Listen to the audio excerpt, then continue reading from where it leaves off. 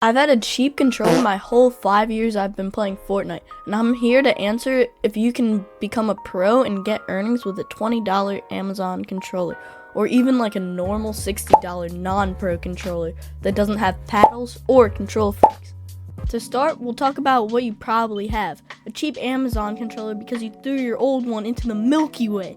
Or maybe you could control your rage, unlike me, and keep your average controller that you got with your console. They both have the same thing in common: they don't have pro attachments.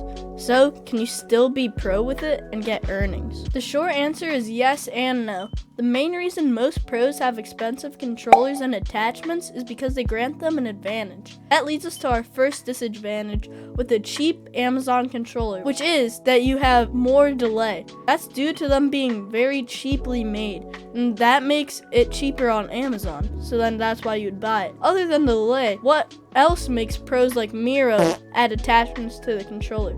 First up is the height and accuracy they get from Control Freak. The reason they can hit crazy shots like this is mostly because of Control Freak's thumbsticks. The thumbsticks give them such accuracy because they are higher up and can lead to more precise movement and less travel speed. The next con of not owning these attachments is that with paddles, pros can move much faster and do multitasking. This is due because when you're moving, you can keep your fingers on the moving buttons while hitting the paddles to build. For example, while you are playing, you see a kid and tag him once. Crank! I knocked one. I'm getting focused. I'm high. Okay. I'm gonna get to you guys in a sec. God damn, motherfucker. Within a second, he builds an Empire State Building. That might be due to him using paddles. Now I feel it's time to talk about the pros of having a normal controller with a normal looking family. Look at you guys are so normal. Okay, never mind. A normal controller can have a lot. Let's talk about its first great feature. It actually works. When you sit there and compare yourself to these crazy pros with their $10,000 setup, you might forget how much a normal controller can really do for you. For starters, it basically has aimbot with aim assist. That's why keyboard and mouse players get angry.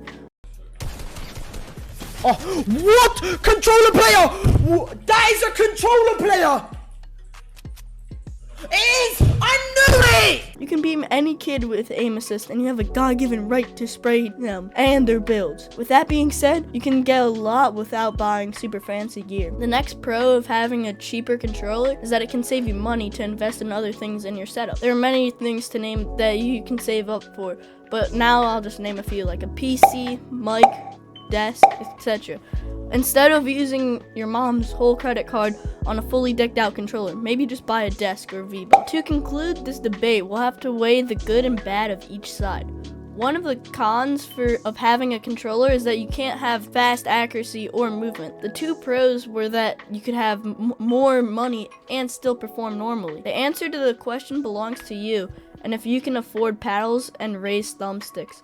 On the other hand, when it comes to my opinion, I would have to keep your cheap controller and just add like better attachments like Control Freaks and like cheap paddles off of Amazon.